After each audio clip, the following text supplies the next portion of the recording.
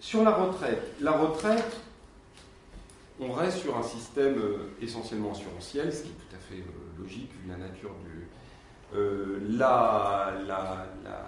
La création importante, ça a été le minimum vieillesse, et donc d'avoir une prestation dite non contributive. Hein. Maintenant, on fait bien la séparation dans le champ sécurité sociale, ce qu'on ne faisait pas du tout au départ. Au départ, vous avez compris que tout est contributif. Hein. Entre le contributif et le non contributif. Le minimum vieillesse, c'est non contributif. Le RSA, c'est non contributif. C'est-à-dire c'est pas lié, on n'est pas dans le lié à un système d'assurance sociale. Donc, la situation de la protection sociale aujourd'hui, c'est, pour ne pas donner trop de chiffres, enfin là, je pense que c'est quand même intéressant de le dire, c'est que les dépenses de protection sociale, c'était 15% du PIB à la fin des années 60, c'est 34% aujourd'hui. Donc c'est vraiment un élément très important. Et ce qu'il faut dire, c'est que la protection sociale, ça réduit de moitié les inégalités de revenus. C'est-à-dire quand vous faites l'analyse de la répartition des revenus en France avant les redistributions, vous avez une situation d'égalité des revenus qui est 2 fois supérieure à avant les transferts opérés au niveau sécurité sociale. Et cette redistribution, elle se fait en fait quasiment exclusivement par les prestations et pas du tout très peu par les cotisations, puisqu'on est sur des cotisations, des contributions proportionnelles assises sur les salaires. Donc le mécanisme de réduction des inégalités, il joue parce que c'est notamment vrai des dépenses de santé, on a en réalité des transferts qui s'opèrent des plus aisés vers les plus modestes via un système proportionnel.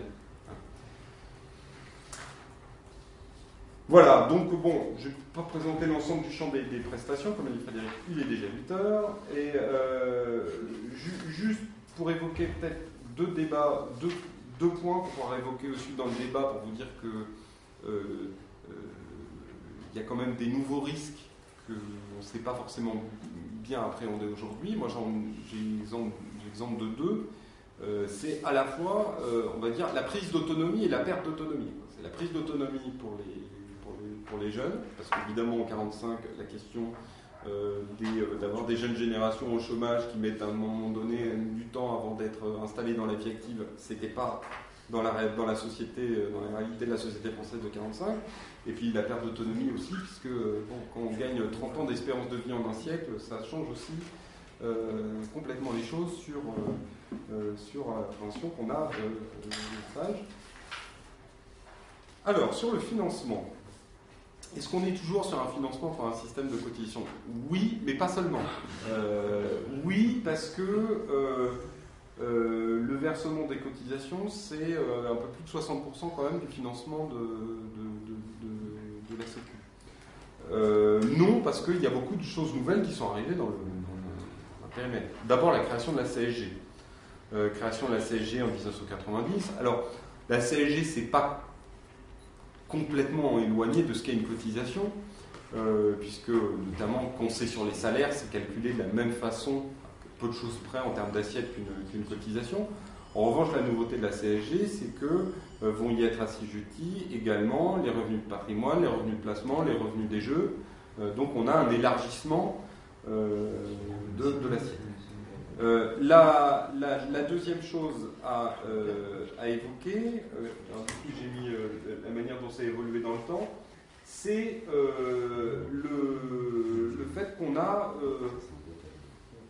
une contribution de l'État, la contribution de l'État plus importante.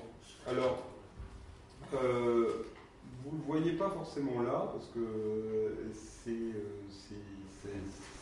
ça peut sembler relativement stable depuis 30 ans, mais c'est l'idée que on développe toute une série de taxes, notamment ce qu'on appelle les taxes comportementales. Alors, les taxes tabac, boissons alcoolisées, maintenant il y a des boissons sucrées aussi. Tout ça contribue au financement de l'assurance maladie. Mais finalement, le point majeur à noter dans l'évolution du financement de la sécurité sociale, c'est la baisse du financement par les entreprises. Alors, le point haut, je ne l'ai pas pris par hasard, c'est 83. Je n'ai pas fait exprès, c'est une série statistique. C'est 60%. 60% en 83, c'est 46%, aujourd'hui. Alors qu'est-ce qui s'est passé depuis 1983? Entre autres, les allègements, les exonérations de cotisations sociales patronales. Alors ça, pour vous juste représenter, alors ça c'est principalement vrai évidemment sur les 20 dernières années. Premiers allègements en 93. Et puis, alors là, la petite baisse, c'est en fait la fin de l'exonération des heures sup, de Sarko, là. Et ça n'intègre pas le CICE, puisque le CICE, c'est hors champ sécurité sociale, donc il faudrait rajouter les 20 milliards du CICE pour avoir une vision globale de l'ensemble des allègements. Et le pacte de responsabilité des cotisations. Alors, le pacte de... Alors, la logique des allègements, c'est...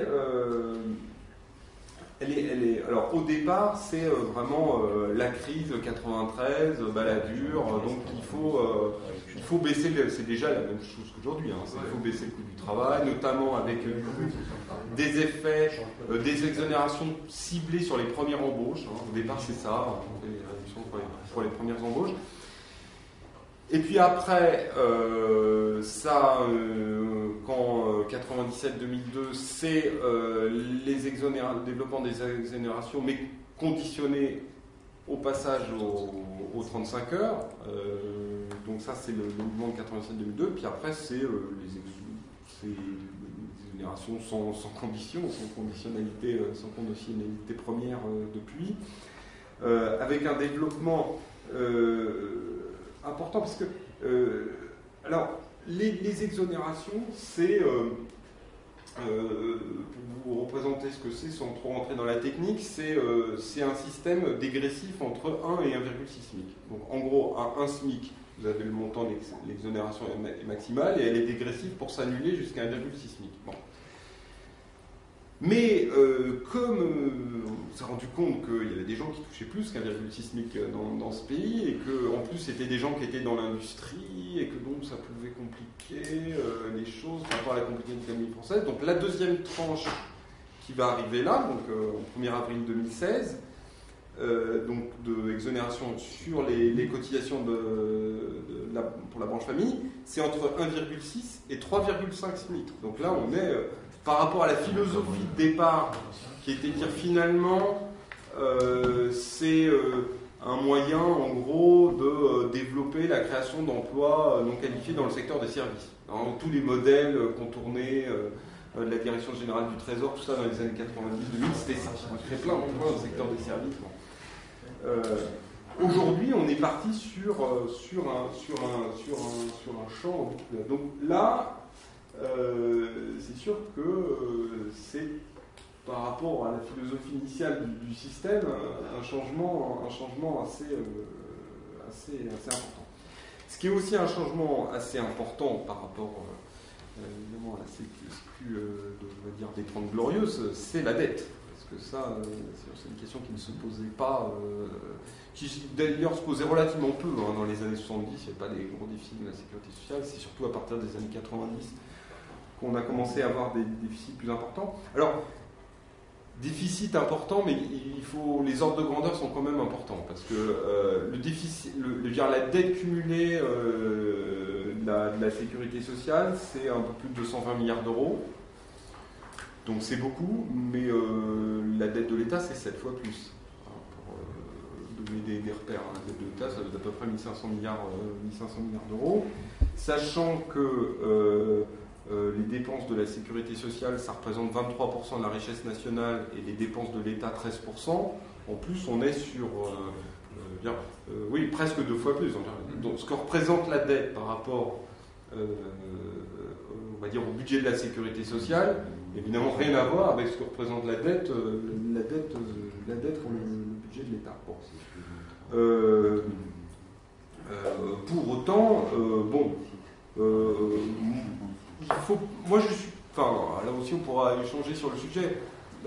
Moi, je pense que c'est quand même pas sain qu'un système de sécurité sociale, un système de protection collective soit structurellement déficitaire. Parce que derrière aussi, il y a des éléments de remise en cause d'un système qu'on laisserait structurellement déficitaire. Parce que moi, je considère qu'on peut en reparler, mais qu'on le met structurellement en situation de déficit, puisqu'on voit très bien qu'à partir de ce que sont les niveaux de croissance aujourd'hui et de ce qui vont probablement être dans les années à venir, sauf à espérer qu'on retrouve des niveaux de croissance de plus de 3% par an, ce qui ne tourne pas dans quand même de beaucoup de modèles économiques aujourd'hui, le déficit est quasi certain. Bon. Alors, donc on a fait la CSG, on a mis en place toute une série de taxes. En revanche, il y a 2 sujets qui sont évoqués depuis maintenant un certain nombre d'années, qui sont un peu au point mort sur la réflexion sur la réforme du financement de la protection sociale. C'est le rapprochement entre la CSG, l'impôt sur le revenu d'une part, et l'élargissement de l'assiette des cotisations d'autre part. Alors, bon, vous savez comme moi, la fusion CSG hier, c'était dans le programme, 2012, ça. Là maintenant, il y a un amendement signé par, je crois, 170 députés, avec non, 130. Enfin, quand même. Non, plus de 140. Voilà, 140 000 €, donc ça fait quand même du monde. Amendement qui a été rédigé par Jean-Marc Ayrault et Pierre-Alain Muet, qui ne dit pas des choses extraordinaires, parce que par rapport à l'ambition initiale du candidat François Hollande, c'est plutôt, on va dire, un dispositif plus restreint mais de bon sens, qui est de dire, mais plutôt que de faire faire cette espèce de fusion entre le RSA activité et la prime pour l'emploi, est-ce que ça ne serait pas plus opportun de faire une progressivité de la CSG sur les plus basses tranches et de faire en sorte que finalement l'effet de cette pseudo-prestation de RSA activité refondue, ça ne soit pas plutôt, d'une certaine façon, un début de mise en œuvre de progressivité dans le financement. Même ça semble considéré comme étant trop complexe aujourd'hui par le gouvernement, alors que mais bon, le débat politique n'est pas terminé, mais sauf que il faut bien se rendre compte qu'aujourd'hui, le financement par la CSG est devenu très injuste dans l'économie. Parce qu'en fait, on a introduit au départ des taux moins élevés, et de toute manière totalement justifiés, pour les demandeurs d'emploi, pour les retraités avec des pensions modestes. Et donc on a aujourd'hui différents taux de CSG. Sauf qu'à l'intérieur du salariat, c'est le même taux de CSG pour tout le monde. Donc autant dire, aujourd'hui, un retraité toucherait une très bonne pension de 4 000 € par mois, il paye un taux de CSG plus important que le SMICAR à temps partiel. C'est ça la réalité du système auquel on est revenu aujourd'hui. Donc refuser aujourd'hui le débat autour de la mise en place de la progressivité de la CSG. Moins important, tu veux dire. De quoi? Un retraité riche paye moins proportionnellement qu'un... C'est ce que j'ai voulu dire, excuse-moi Laurent. Voilà, aujourd'hui c'est 8 pour un... avec la CRDS, remboursement de la dette sociale, c'est 8 au niveau du SMIC et c'est 6,5 pour un Donc, je ne dis pas ça pour que les retraités paient plus, je dis ça simplement pour le fait que c'est difficilement compréhensible d'avoir à revenu égal des taux de cotisation plus importants pour certaines catégories de Français que pour d'autres. Bon. Et d'ailleurs, à vrai dire, on pourrait, parce que la fusion CSG hier, moi je ne suis pas un fanatique de la fusion en soi. Je pense simplement qu'il faut réfléchir à la manière de rendre le financement de la cotisation sociale plus progressif qu'il ne l'est aujourd'hui. Après, on pourrait tout à fait considérer qu'au niveau de la sécurité sociale, on reste sur un financement individuel, alors qu'au niveau fiscal, on est dans la référence au ménage, et que de ce fait-là, on ne peut pas fusionner complètement les deux systèmes. D'autant plus que les partenaires sociaux sont, et on peut le comprendre, réticents par rapport à un risque de fiscalisation et d'étatisation complète du financement de la sécurité sociale. Donc il y a, me semble-t-il, des voies intelligentes pour avancer sur le sujet. Deuxième sujet de débat, pas mal évoqué dans les années 90, mais beaucoup moins aujourd'hui, c'est le financement de la cotisation sociale sur l'ensemble de la valeur ajoutée. Alors nous continuons, et quand je dis nous continuons, c'est la gauche, à déposer chaque année des amendements sur le sujet. Marie-Noël en a encore déposé là au Sénat. Là pour le coup, il ne faudrait pas faire croire que ça soit simple à mettre en œuvre. Parce que l'assiette valeur ajoutée, on le voit là sur la contribution à la valeur ajoutée des entreprises là, qui a remplacé la taxe professionnelle. C'est pas une assiette qui offre la même stabilité dans le temps que l'assiette salaire. Mais ceci dit, ce qui peut être intéressant sans forcément basculer du jour au lendemain d'une assiette à l'autre, c'est reprendre une idée notamment qui est avancée par la CGT, qui est une idée assez intéressante, c'est de tenir compte finalement de la manière dont se compose la valeur ajoutée dans une entreprise et de regarder dans un secteur économique donné les différences au sein des entreprises. Alors c'est intellectuellement intéressant après, potentiellement difficile à mettre en œuvre. Ceci dit, c'est vrai qu'il y a un sujet autour de cette question-là. Même dans un secteur d'activité donné, une entreprise peut avoir une répartition, un partage salaire-profit relativement différent du. Toujours est-il qu'il y aurait sans doute la possibilité, parce que sinon, tant qu'on n'expérimente pas, on ne sait pas, en tout cas d'expérimenter ce type d'assiette sur une partie des cotisations, ne serait-ce que pour pouvoir regarder quels en sont les effets et la réalité de ces effets, notamment sur l'investissement. Par exemple, pour la branche famille, ça pourrait être une piste intéressante. Dernière idée, je reviens à mes principes du début, à examiner au regard de la situation actuelle, l'autonomie de gestion en vertu du principe de démocratie sociale. Alors là aussi, on est un peu loin des idées d'origine.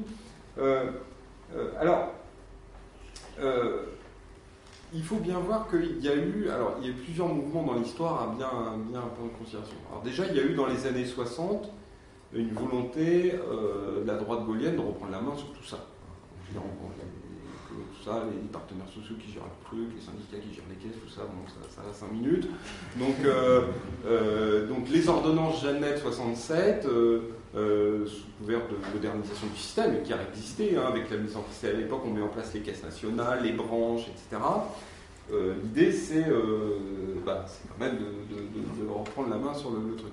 Et d'ailleurs ce qu'il faut bien savoir, ce que je dis souvent quand j'évoque ces sujets-là, c'est que le paritarisme, c'est pas 45.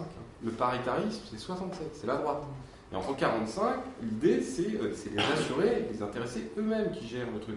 Bon, on a laissé quelques sièges aux représentants du patronat dans les conseils d'administration des caisses en 45, parce que il fallait quand même associer tout le monde, etc.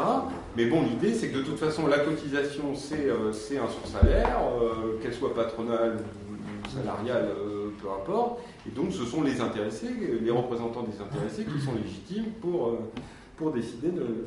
Donc là, on crée le paritarisme en 47 et en même temps en 67, pardon. Et en même temps qu'on crée le paritarisme, on va aussi renforcer le rôle de l'État dans l'édiction des normes de sécurité sociale, etc.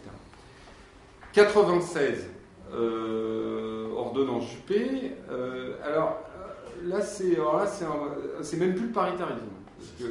Parce que Alors, il y avait les représentants des assurés, les représentants du patronat. Alors, dans le régime général, il n'y a plus d'élection. Depuis 83, dernière élection d'assurés de PMU. Donc là, on dit désignation. Bon. Mais pour être sûr d'avoir, y compris de pouvoir construire des majorités contre les représentants des salariés, on va mettre en place des personnalités qualifiées. Grande idée des personnalités qualifiées.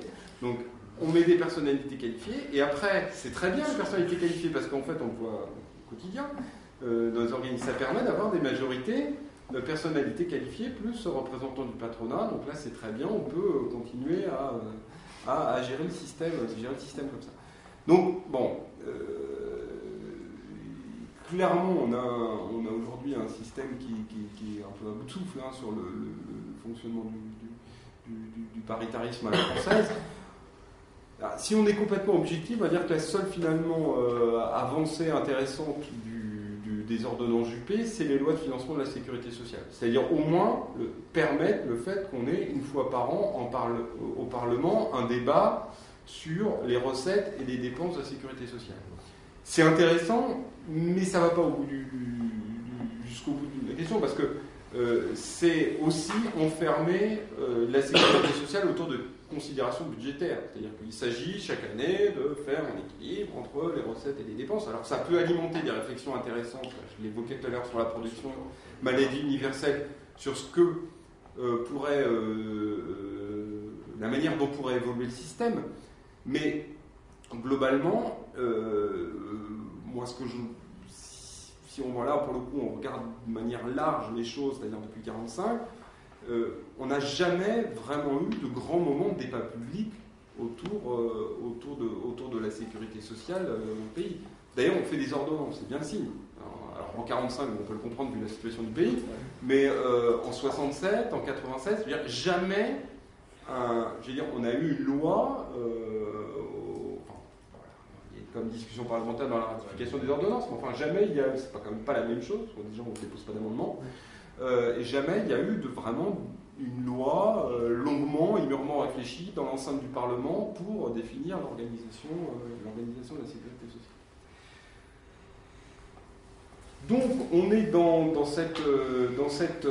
cette situation là aujourd'hui. Alors qu'est-ce qu'il faudrait faire?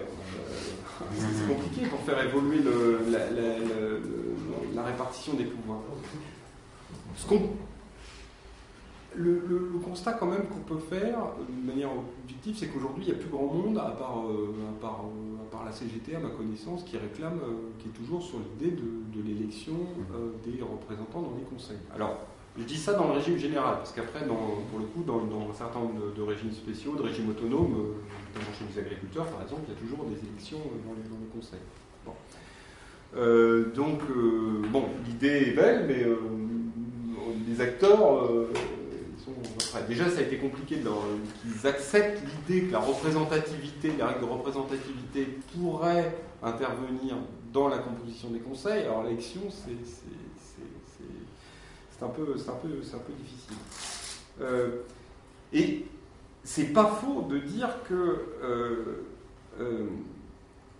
le fait d'avoir, si on est dans la vision par exemple de la protection maladie universelle, est-ce qu'on peut instituer un monopole de représentation par les organisations syndicales dans les conseils d'administration? Sans doute pas. Pour autant, on pourrait imaginer d'avoir des représentants du monde du travail élus, des représentants du monde associatif élus. Tout ça est possible. Je veux dire, la diversité d'expression est compatible, peut être rendue compatible avec l'élection pour peu qu'on y réfléchisse et qu'on s'en donne les moyens. Bon, c'est pas un sujet qui, objectivement, vous l'avez bien compris, aujourd'hui, qui est tellement à l'ordre du jour. Alors, juste pour terminer, parce qu'on a quand même un peu des chances, parce que j'ai été long, une raison d'espérer. Alors, la raison d'espérer, c'est quand même, et c'est très important, c'est quand même l'attachement des Français à la sécurité sociale. Alors, d'ailleurs, je vais vous le donner sur un ensemble d'items. On a posé la même question dans l'ensemble des pays d'Europe en 90 et en 2008 sur le fait de savoir s'ils avaient manifesté une confiance dans un certain nombre d'institutions. Donc ce qu'on a testé, le système de sécurité sociale, l'Union européenne, la police, le système d'enseignement, les grandes entreprises et l'armée. Alors, le système de sécurité sociale, on reste à un bon niveau. On avait 67% des Français qui faisaient confiance en 90, il y en a 74% en 2008. Bon, c'est-à-dire que la situation reste globalement satisfaisante. L'Union européenne, on passe de 66% à 47%. La police, on passe de 65 à 74. On est à peu près sur les mêmes chiffres d'évolution que la Sécu. Le système d'enseignement, difficile à croire, mais on passe de 64% à 76%. Les grandes entreprises, on passe de 60 à 44%. Et l'armée, on passe de 55 à 72%. La fin de la conscription a beaucoup fait pour l'armée dans ce pays. Voilà. Donc, et c'est quand même important parce que je crois quand même qu'on peut dire que cet attachement très fort des Français pour la sécurité sociale fait que, malgré tout, la droite au pouvoir n'est pas revenue sur les principaux fondements de la sécurité sociale. Et par rapport à ce qu'on a pu observer sur d'autres services publics qui ont été beaucoup plus mis en difficulté au cours des 30 dernières années, hein, c'est pas dire que tout est parfait, loin de là, mais objectivement, le système a encore des fondations solides, je crois, et en tout cas aussi un soutien très important au sein de la population. Voilà. Merci Emmanuel, on peut le remercier pour cette riche,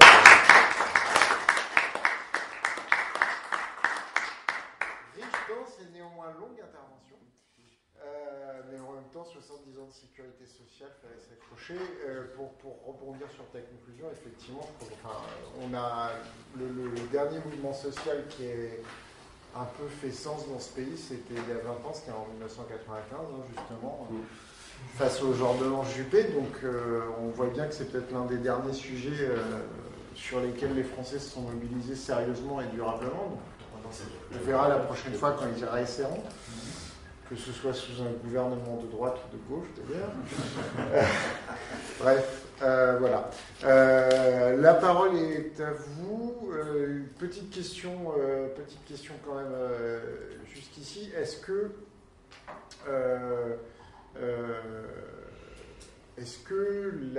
l'existence du mouvement mutualiste avant qu'il y ait une véritable sécurité sociale en France était un quelconque sujet qui pouvait servir de prétexte au retard historique par rapport à la Grande-Bretagne et à l'Allemagne dont on avait parlé au départ? Ça fait une partie des questions. Voilà. Je crois qu'il y avait Jean-Pierre qui voulait prendre la parole, Laurent, et puis Antoine. Déjà pour commencer. Jean-Pierre. C'est plus des remarques en fait. Je reviens sur le problème du quotient familial. Depuis les années, on va dire début des années 80, certains pensent qu'on devrait prendre le principe que par exemple un enfant coûte tant dans une année, on va dire n'importe quoi, par exemple 3 000 ou 5 000 euros, et qu'on déduit des revenus du couple, de la famille, le prix que coûte un enfant, on multiplie par un nombre d'enfants, et on arrête cette histoire de quotient familial, parce qu'en fait, le quotient familial privilégie quand même les grands salaires, même si le quotient est limité. Ça, c'est la première remarque. Deuxième remarque, au niveau de la CAF, on devrait pouvoir considérer que là aussi, à partir du premier enfant, on dit que un enfant de 1 an à 5 ans, il coûte tant. La caisse d'allocation familiale donne tant. Au deuxième enfant, on double. Au troisième enfant, on triple. Et ça me paraît beaucoup plus logique. Autre point, sur la dette de la Sécu. Est-ce qu'on peut faire un ratio entre la dette de la Sécu et ce que doivent les entreprises aux URSSAF? Je pense que ça, tu devrais pouvoir y répondre. Essayez. Je reviens aussi sur la complémentaire santé qui est obligatoire depuis le 1er janvier 2016. Je ne comprends toujours pas qu'un gouvernement de gauche ait donné ça au privé. J'avais fait la même remarque. Bien, Laurent? Moi c'est juste quelques questions techniques qui revêtent un caractère politique aussi, parce que c'est simplement pour avoir au niveau des grands nombres, c'est-à-dire la masse de cotisations sociales, combien c'est, quelle est la part employeur, dans les grandes masses, quelle est la part salariale. On a déjà une petite idée parce que tu as fait la répartition entre l'État, les entreprises, les ménages, mais en combien de centaines de milliards ça fait. Et en fait, moi je repense, comment dirais-je, au temps écoulé, dont on a encore de plus en plus de mal à se souvenir, où la gauche était au pouvoir, on l'a critiqué quand même, hein, mais c'était pas pareil que maintenant. Il y avait Jospin, tout ça, et on était comme tu disais dans ton expo, en accélération de croissance, en chute du chômage, et en retour à l'équilibre, voire il y avait quelques petits excédents, je me souviens, du régime général.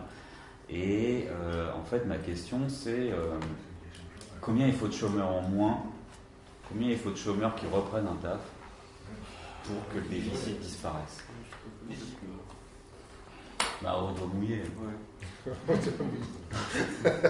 Non, mais on n'est pas à 100 000 près. Parce que si tu augmentes les salaires, tu peux avoir le même résultat. Oui, mais non. Un salaire égal, on va dire un salaire égal. C'est l'évolution de la masse salariale. C'est fini. Antoine? Oui. Je vais parler aussi du contrat que je veux dire, malgré comme le fait dont tu parlais que la cotisation était dans un fait redistributif, je remarquais quand même un fait quand même d'inégalité, c'est le fait que justement les cotisations se font d'une manière proportionnelle et non progressive. Et c'est aussi justement un problème d'égalité en fonction justement des entreprises. Sauf pour les très petites entreprises qui peuvent faire le choix entre déjà l'impôt sur les sociétés ou l'impôt sur le revenu, ou bien même les cotisations, c'est-à-dire qu'on soit une grande entreprise ou une petite, on paye le même taux de sécurité sociale pour un salarié ou même pour des impôts. Et justement, dans cette idée, on parlait de fusionner la CSG et l'impôt sur le revenu. Pourquoi pas, par exemple, fusionner ou fiscaliser entièrement la sécurité sociale dans un grand impôt progressif, ou combien même aussi avoir un impôt aussi sur les sociétés progressives de même manière en fonction justement du bénéfice de l'entreprise, justement quand on sait que les grands groupes sont quand même aussi ceux qui font le plus de bénéfices et ceux qui font aussi le moins d'impôts. Et enfin, dernière question, est-ce qu'il y a aussi également justement avoir en même temps justement une autonomie de gestion dans la matière des recettes?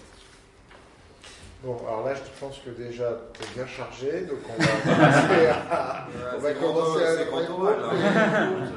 et éventuellement, s'il y a d'autres camarades qui derrière veulent en poser 2-3 questions rapides. Une question de... Juste une question. Alors, pourquoi l'autonomie de gestion, c'est important? Ouais, c'est important. Merci, c'est très bien. Voilà, je pense qu'on peut faire 2 heures là-dessus et plusieurs tables rondes de débat politique. Mais c'est une vraie question. C'est une vraie question. Voilà. Vas-y, Emmanuel. Alors, je ne sais pas si on peut dire que c'est le système mutualiste qui a retardé la sociale, mais en tout cas, l'éclassement d'un système éparse de système de prévoyance généralement basé en plus sur du facultatif, rarement obligatoire en fonction des branches professionnelles, des secteurs, des départements, etc. Oui, objectivement, ça a été un élément difficile, et d'ailleurs même avec la volonté, le consensus de 45, on a bien vu que ça n'a pas été suffisant pour réussir à véritablement unifier le système. Donc, oui, et puis de toute façon, au sein même des organisations syndicales de l'époque, il y avait des dissensions sur ce sujet. Certains étaient très prêts à aller vers une unification de l'ensemble du système, d'autres considéraient que les solidarités professionnelles devaient continuer à jouer un rôle important. Donc voilà. Alors sur le quotient, le débat sur le quotient familial. Moi je suis assez d'accord avec toi, c'est-à-dire que c'est-à-dire, moi, honnêtement, la question que je pose, mais depuis déjà un certain nombre d'années, c'est est-ce qu'il ne faudrait pas clairement supprimer le quotient familial, dire que ensuite on a des allocations dès le premier enfant, les mêmes pour tous, en considérant que finalement la collectivité donne la même somme d'argent à tout enfant, quel que soit l'endroit où il naît, etc. Et ensuite on a des prestations de solidarité qui viennent compléter de prestations pour les familles en difficulté. De toute façon, tout système de quotient familial, par définition, il freine la progressivité de l'impôt. C'est le principe même. Plus vous gagnez, même si vous réduisez peu à peu l'effet du quotient, plus vous gagnez d'argent, plus vous bénéficiez du système du quotient familial.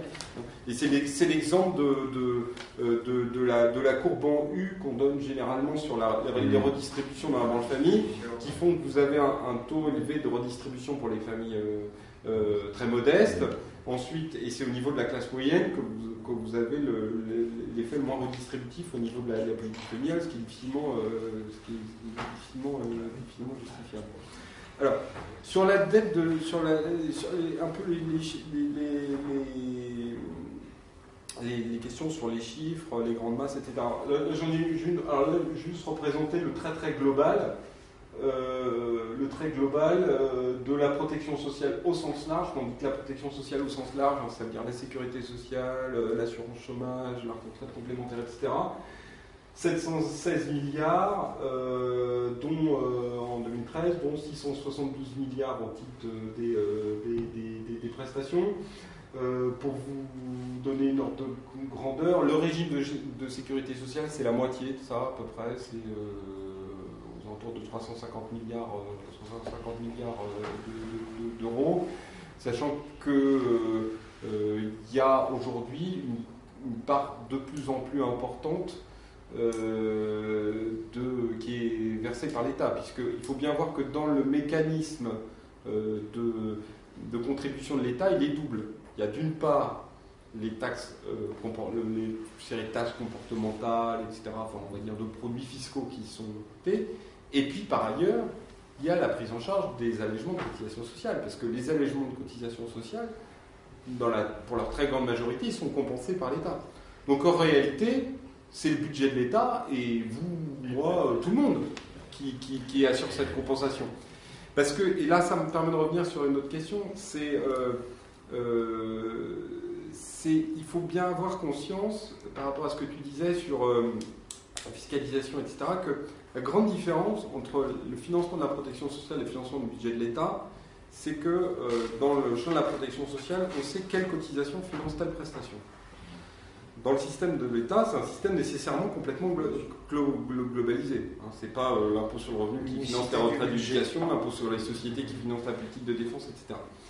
Et donc par rapport à l'essence même de ce qu'est la sécurité sociale, c'est quand même très difficile de considérer que tu n'as pas une ressource donnée qui va servir au financement sans question, parce que ne serait-ce que pour pouvoir dire le cas échéant, par rapport à mes besoins en matière de santé, de famille, de retraite, etc., il faut que je fasse bouger le curseur pour avoir davantage de recettes, etc. Donc, bon, c'est pas impossible, hein. Je veux dire, ce que tu évoques, il y a des pays qui le font. Prends un pays comme le Danemark, par exemple, c'est un pays dans lequel l'essentiel de la protection sociale est financé par l'impôt.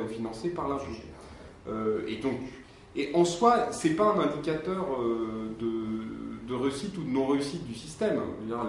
Si tu prends justement les exemples danois et anglais, avec un même système de présentant l'impôt, tu as un système de santé qui est complètement à l'agonie, comme en Grande-Bretagne, et un système de santé qui est très performant, comme au Danemark. Donc, et c'est le même débat avec au niveau de la protection sociale et cotisation. Je veux dire, les pays dans lesquels les cotisations sont les plus élevées sont les pays qui offrent où aussi les salaires sont les plus élevés. C'est-à-dire qu'il n'y a absolument pas de lien entre le niveau de la cotisation et le niveau des salaires. Bon. Tout ça pour dire que bon, il y a plusieurs, il n'y a pas une seule système de protection sociale qui existe, mais je crois qu'il faut quand même faire attention au fait qu'il y a un attachement fort en France, on va dire, dans l'ensemble des acteurs sociaux, notamment au niveau des partenaires sociaux, à ce qu'il y ait un fléchage des ressources de la sécurité sociale vers les dépenses de sécurité sociale. Ça ne veut pas dire qu'on ne peut pas faire, je crois que je l'ai dit, on ne peut pas rapprocher la CSG un peu sur revenu. La CSG c'est différent. La CSG ça finance des dépenses de solidarité aujourd'hui. C'est ce qui finance le RSA, le minimum vieillesse, une grande partie de la politique de la branche famille. Donc là-dessus, bon, on est sur des dépenses de solidarité, on peut envisager des choses différentes. Faire financer par le budget de l'État les retraites, moi je ne crois pas que ce soit, surtout la situation du budget de l'État. En plus aujourd'hui, je crois que c'est pas forcément. J'ai pas les données en tête par rapport à Laurent sur combien il faudrait de chômeurs en moins. Bon. Ce que j'ai en tête, c'est que on arrivait. Alors ça, c'est des chiffres URSSAF. C'est qu'on arrive à peu près à tel équilibre si on a une augmentation de plus de 5% par an de la masse salariale.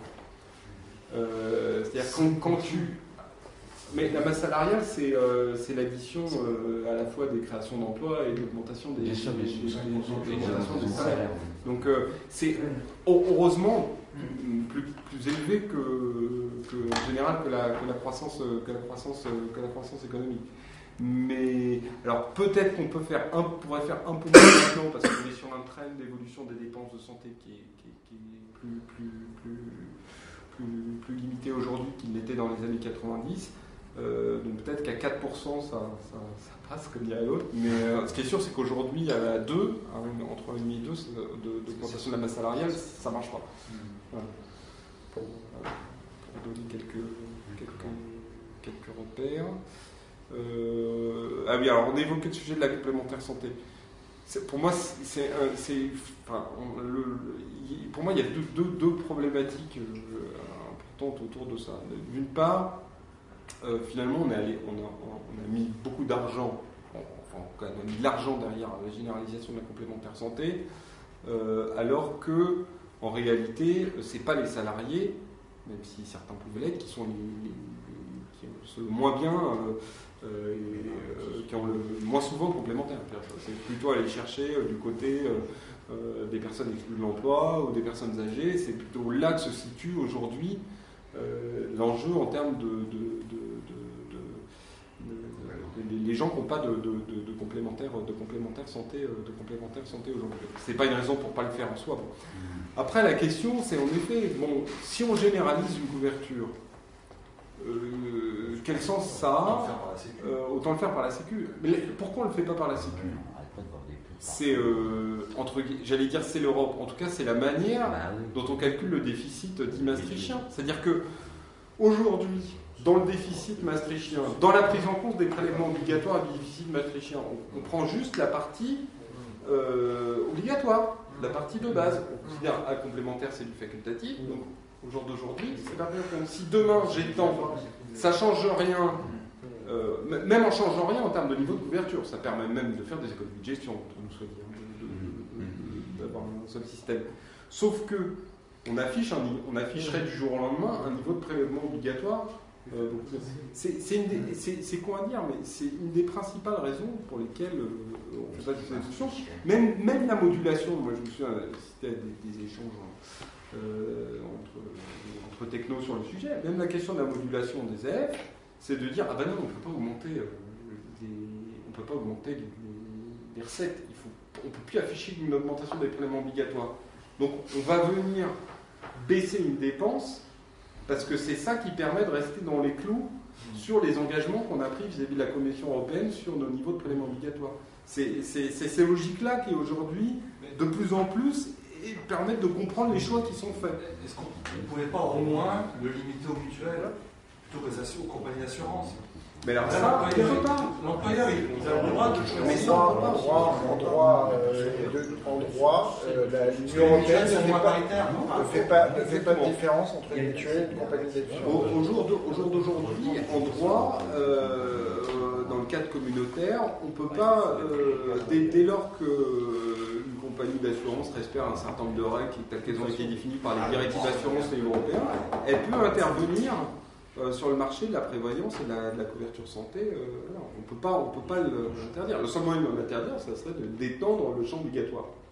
En tout cas, de limiter l'espace d'action. On va garder de côté la petite question de Jean-Michel. Il y a Anas qui voulait en poser une avant de conclure, parce que si tu poses pas ta question maintenant, tu pourras pas. Donc vas-y, pose-la.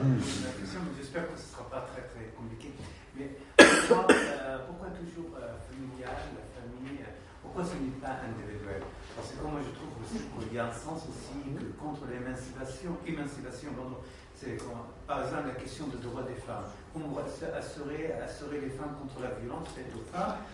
Si une femme n'est pas indépendante, on peut poser beaucoup de questions dans ce sujet, mais je pense que vous avez cité le Danemark. Il me semble que le Danemark, le aide à l'éducation, c'est individuel. C'est pas par rapport au recours aux ressources de la famille.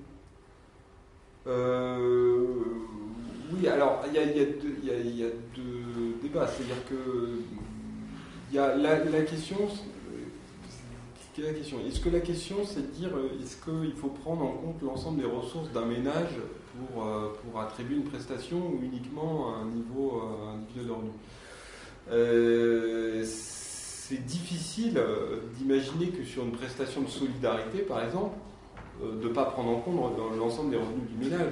On n'imaginerait pas, tout le monde serait choqué du fait qu'on puisse verser à une RSA, alors je ne vais pas prendre une femme, mettons un conjoint qui soit homme ou femme qui ne travaille pas, et donc le conjoint gagne 10 000 euros par mois. Tout le monde dirait, mais non, c'est pas possible d'individualiser la prestation de lui. On peut pas ne pas prendre en compte les revenus du ménage. Donc dès lors qu'on est sur des prestations de solidarité, de la redistribution verticale, comme on dit, c'est-à-dire solidarité entre les plus aisés et les plus modestes, pas prendre en compte les ressources d'un foyer, c'est difficile, on sait pas trop comment faire autrement. Après, on peut tout à fait concilier ça avec, pour moi, une approche individuelle et émancipatrice. Parce que ce que j'évoquais tout à l'heure sur finalement la suppression de la notion d'ayant droit, en soi, je pense que c'est, et de fait de reconnaître à chaque adulte qu'il est assuré en tant que tel, ça veut dire par exemple qu'une femme, elle n'a pas sur le relevé de soins au nom de son mari ses frais en matière de contraception, par exemple. C'est ça que ça veut dire. C'est-à-dire que mes données de santé à moi, c'est les miennes, elles me sont communiquées qu'à moi, etc. C'est aussi une traduction concrète de ce que peut être le fait d'être reconnu chacun comme un assuré en propre de la sécurité sociale. C'est pas très progressiste, c'est pas très progressiste. Ah, bon. Donc, il reste la petite question de Jean-Michel. Sur l'autonomie, alors, est-ce que l'autonomie de gestion, c'est bien ou c'est pas bien? Alors, tout dépend sur quoi et pourquoi. Tout dépend sur quoi et pourquoi faire. Est-ce qu'on considère que des acteurs, les représentants assurés, peuvent avoir ou pas leur mot à dire sur l'évolution du système de recettes et du système de prestations? On peut dire tout est défini dans le champ de la démocratie parlementaire, c'est là que c'est déterminé, etc.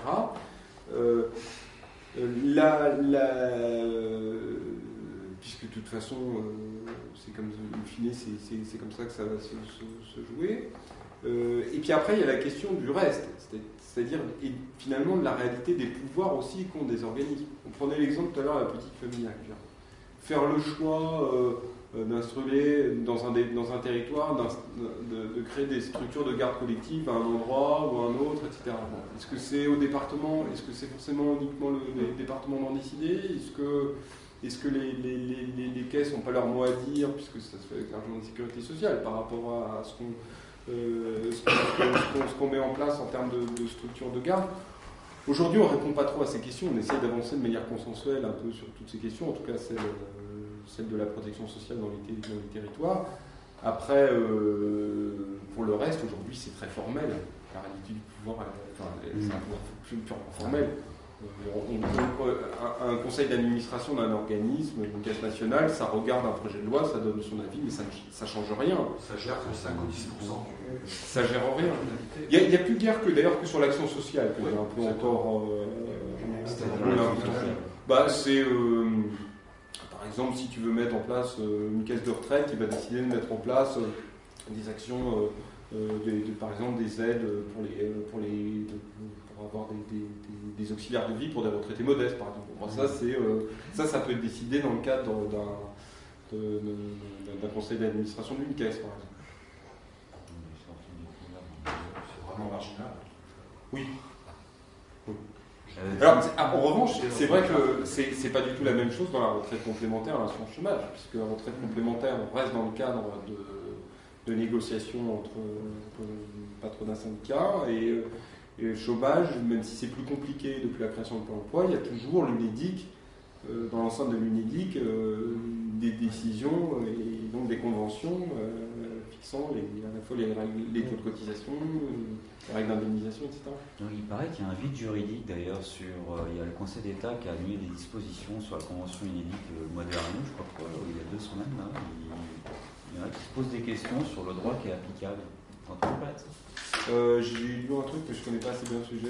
Moi, j'ai vu passer ça. Ouais, j'ai vu passer le truc, mais je ne connais pas le sujet assez bien pour en parler. J'ai juste une toute petite. À cause des chiffres.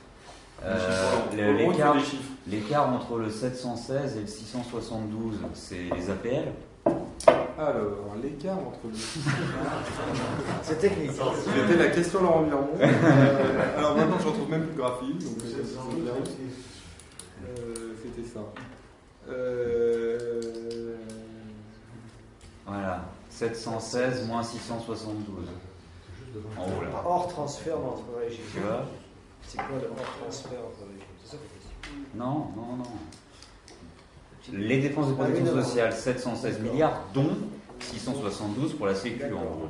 Et donc les 28 plus 16 égale 44. La différence, c'est quoi? La différence, c'est. Les APL, non. La différence, c'est ce qui est hors prestation. C'est-à-dire, par exemple, c'est justement ce que je disais tout à l'heure sur une politique de service. C'est-à-dire que je finance une crèche, je finance un centre social. Ça, c'est pas une prestation. Et donc, c'est-à-dire que les APL sont même pas là-dedans. Ah si, c'est dans les prestations, les c'est dans les 672, c'est dans les prestations. Ah d'accord. Ok. La différence entre les 716 et les 672 milliards, c'est par exemple ce que vous aviez pendant un moment à la caisse d'allocation familiale, les contrats enfance, les machins, voilà. Ça finançait des crèches, des centres de loisirs, voilà. Et ça, c'est le genre de choses qui a par ailleurs beaucoup baissé ces dernières années, puisque les CAF coupent. Les CAF coupent et ont mis un terme à un certain nombre de contractualisations avec les collectivités. Ou remboursent moins bien concernant la petite enfance, etc. Jean-Pierre, vraiment, tu as 30 secondes et... Un commentaire très très rapide. Moi je ne comprends pas cette réticence quand on parle de tout ça. Parce que entre 1945 et aujourd'hui, la structure sociale a drôlement évolué. Bon, on pense aux jeunes, on pense aux pertes d'autonomie, etc. Donc on court vers une sécurité sociale, une prestation sociale généralisée universelle. D'accord. Dès lors, on ne peut pas rester dans des structures qui sont des structures, je dirais, syndicales, ouvrières, de branches, etc. C'est pas possible. On fait, par exemple, la CMU, on est parti sur une notion pratiquement de citoyenneté, présidentielle, 6 mois, etc. Bon, si on généralise à tous les citoyens, donc ils sont égaux dans notre République, d'accord, à ce moment-là, tout ce système n'a plus raison d'être en tant que tel. Or, parce qu'il est très différencié. Cette complexité. Il est très différencié. Si on dit que chaque système, bien que différencié, donne des prestations uniformes à tous, pourquoi y a-t-il plusieurs systèmes? C'est une des vraies questions. C'est-à-dire que l'universalisation dont j'ai parlé de 1945 aujourd'hui, elle s'est en grande partie traduite par le fait que finalement, quelle que soit votre catégorie socio-professionnelle, vous avez aujourd'hui des niveaux de prestations très proches. L'exemple, c'est les prestations, ce qu'on appelle les prestations en nature, donc en fait les remboursements de soins, de médicaments, etc. C'est aujourd'hui très comparable, voire quasiment identique, quel que soit le. Oui, mais alors on crée un remboursement de soins médoc, ça s'appelle prestation en nature. Ouais. Ah, d'accord. Alors, on crée politiquement le discours du Front National qui fait la séparation pour que les gens viennent chez eux entre prestations et prestations indues pour certains cas, et qui sont comme indues, entre prestations indues et cotisation. Il y en a des gens qui ne cotisent pas, ils ont des prestations. C'est bizarre, non? Les clandestins? Non, mais je parle du discours du Front National. Mais ça, on le crée, parce qu'on ne peut pas prendre en compte le fait que la structure sociale a très largement changé en 70 ans. Et que considérablement. Je suis pas sûr que c'est ça qui crée en soi le débat, parce que si tu prends un exemple d'une prestation qui n'est pas gérée par la sécurité sociale, l'aide médicale d'État, son nom, bon, elle est très critiquée, elle est même pas par l'extrême droite, d'ailleurs, y compris maintenant par la droite, puisque les Républicains sont pour la suppression des médicales de l'État, alors que c'est une prestation qui est gérée par l'État. On pose donc la remise en cause de la solidarité vis-à-vis des plus mauvaises, et notamment des personnes en situation irrégulière pour ce qui concerne vraiment l'accès aux soins. Elle existe, elle n'est pas liée à mon aide aux structures. Je parle de moment, je parle ponctuellement de ce